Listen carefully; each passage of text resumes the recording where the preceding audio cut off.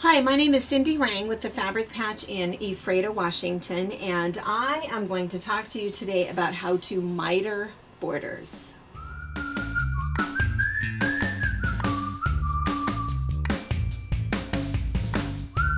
My daughter and I have owned and operated a busy quilt shop in Washington State for over 20 years. We have a retreat center, an active YouTube channel, and a large pattern line featuring our creations. My two sons work on machines. One daughter-in-law is our videographer and the other is a long-arm quilter.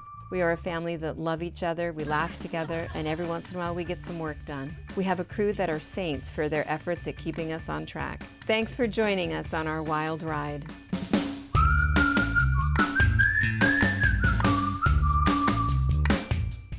So this is probably our second most requested class or technique. In fact, years and years and years ago before YouTube, we did a little binding video and we did a little mitered border video that we had on our website for forever. When we moved things over to YouTube, some things got lost. So that's why we're redoing it. But it's something that people ask about all the time. And I think they should, because I think what happens is when you have a stripe and you want to put it as a border, it should be mitered. I think that a border that is coming this way and when this one runs into it, in my mind, that doesn't look right. And I tend not to be the quilt police. I kind of don't care. I think that we can all do our own thing, and success and encouragement and completion is the name of the game, not rules. But for some reason, this is one of those things that I feel like is a kind of an important rule. So let's talk just a second.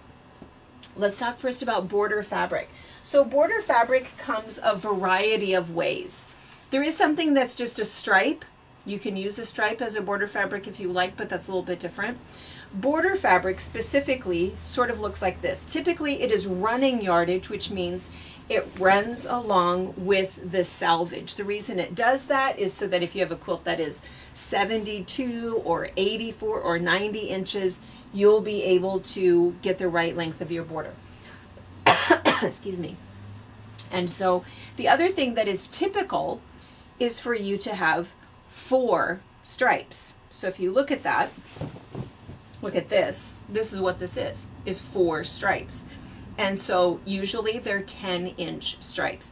That's not always the case. Every once in a while you'll find something that for some reason there's 6 stripes or 5 stripes, or you can cut it differently and end up with 8 stripes, but this is probably 95% of the fabrics will be about like this. This one happens to be a fabric called Summersville.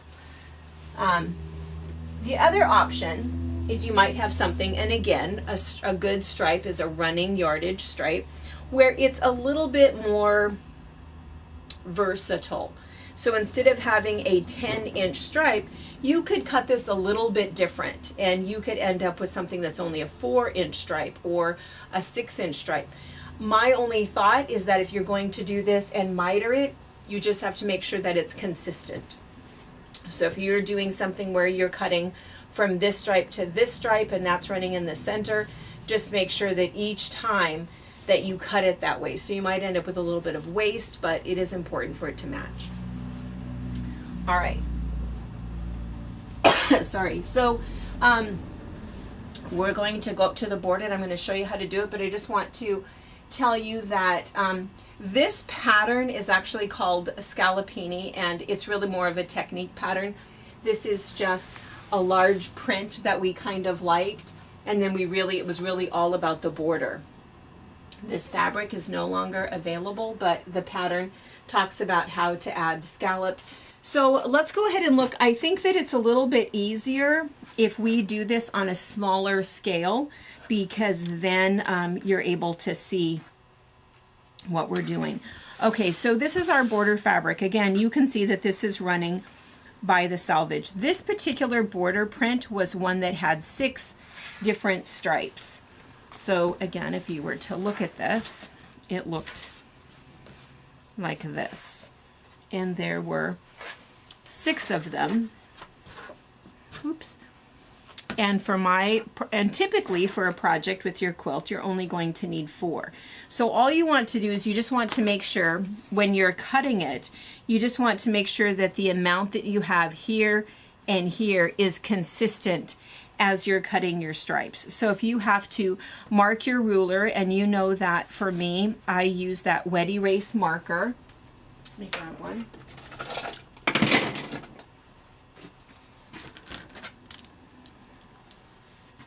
I use a wet erase marker, not the same as a dry erase, because this won't come off on my hand or on my fabric. I actually have to use something wet to get this off. So I might go ahead and mark a few little reference marks so that I know exactly what I'm cutting, so that this stripe matches this stripe matches this stripe. So once I have my 4, I'm ready to go.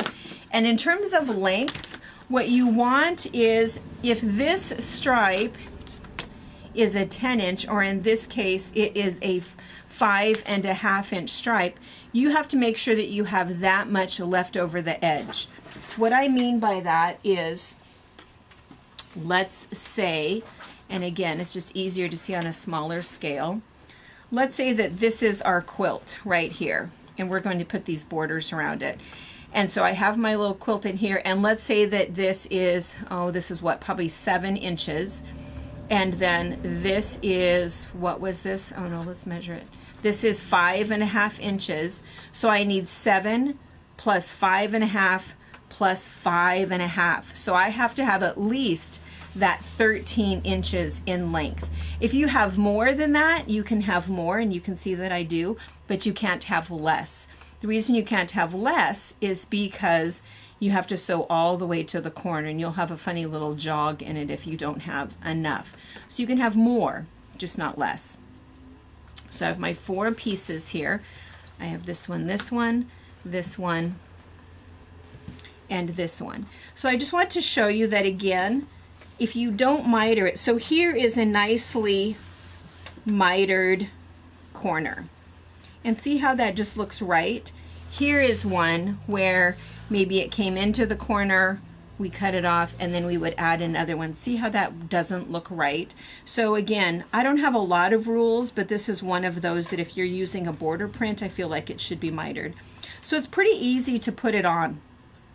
All you do is, the first thing you're going to do is you're going to find the center. So I'm going to find the center of my border piece, and you can do it a couple ways. You can either go ahead and press a little crease in it like that. I hope you can see that. I'm going to press a little crease in this one.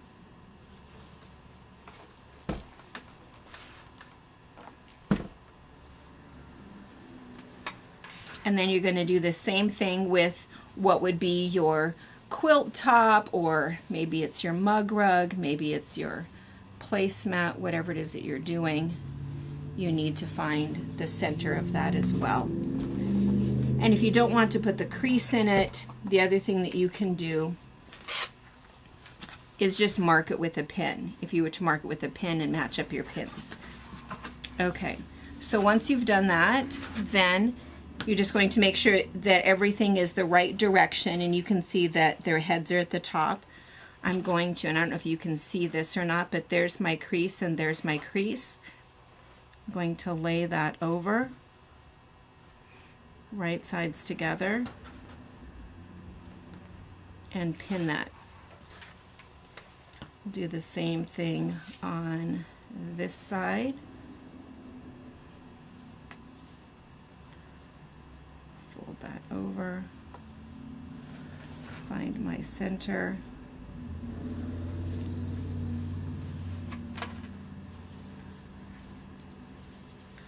right sides together, and pin it.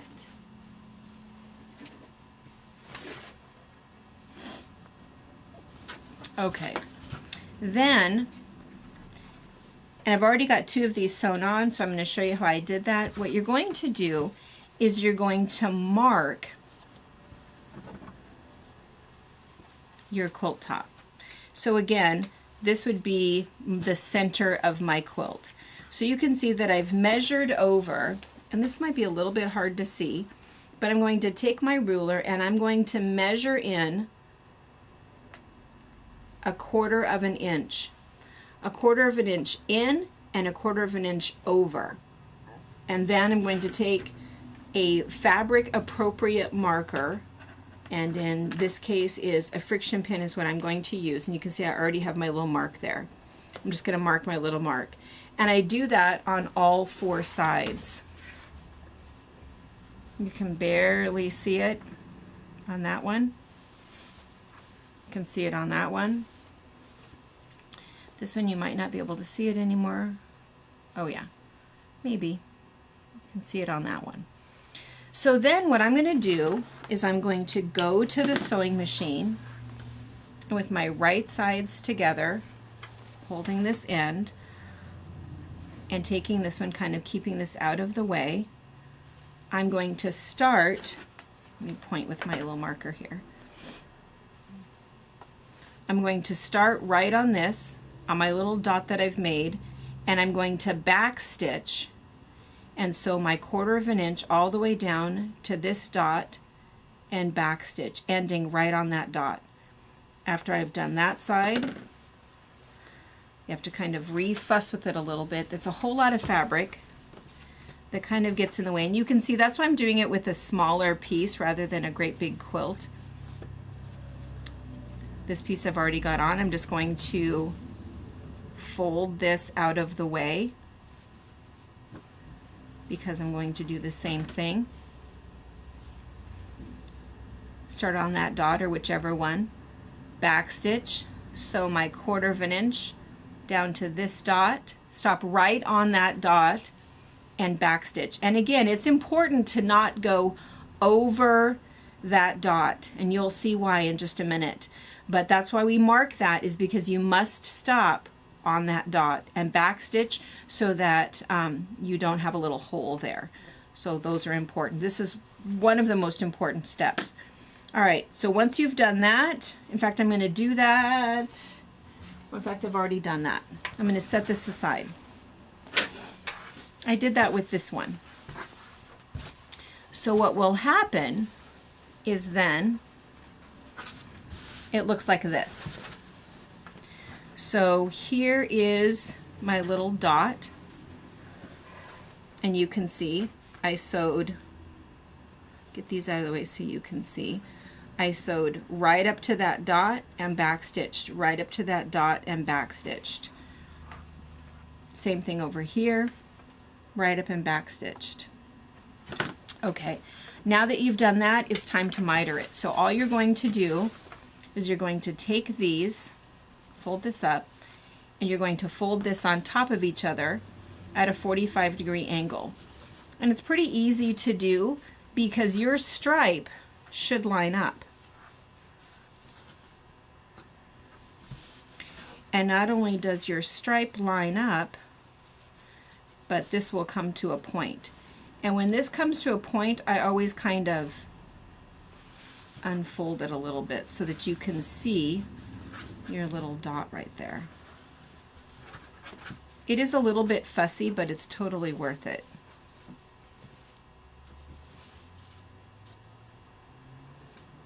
Okay, and you can see what I'm trying to do is I'm lining this stripe up.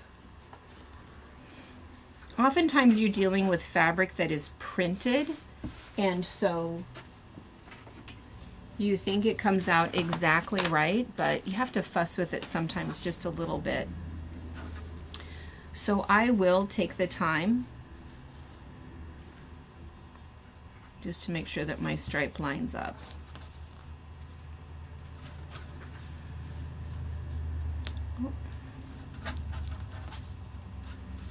Okay.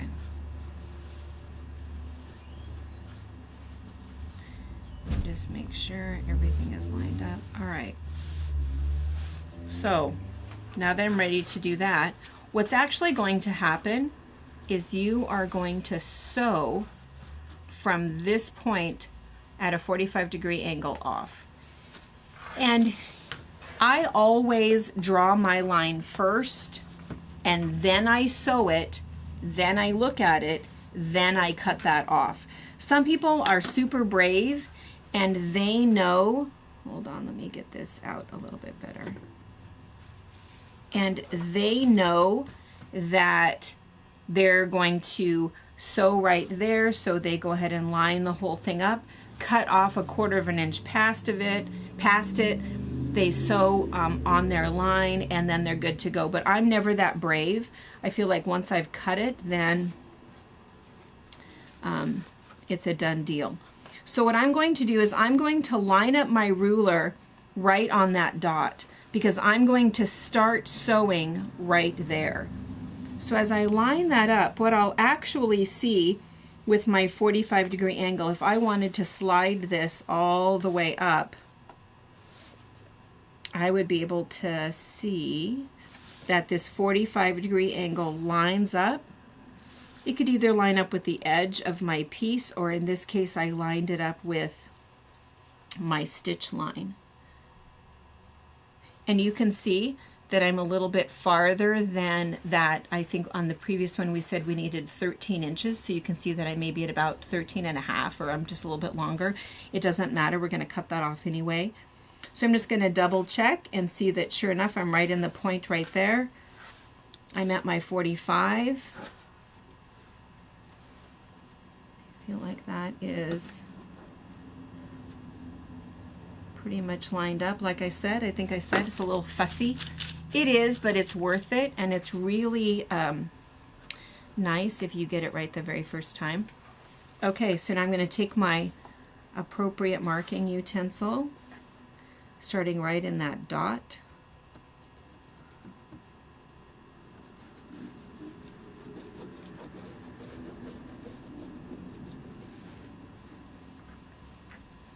And that's my sewing line. So I'm going to go over to the sewing machine, and when I start sewing,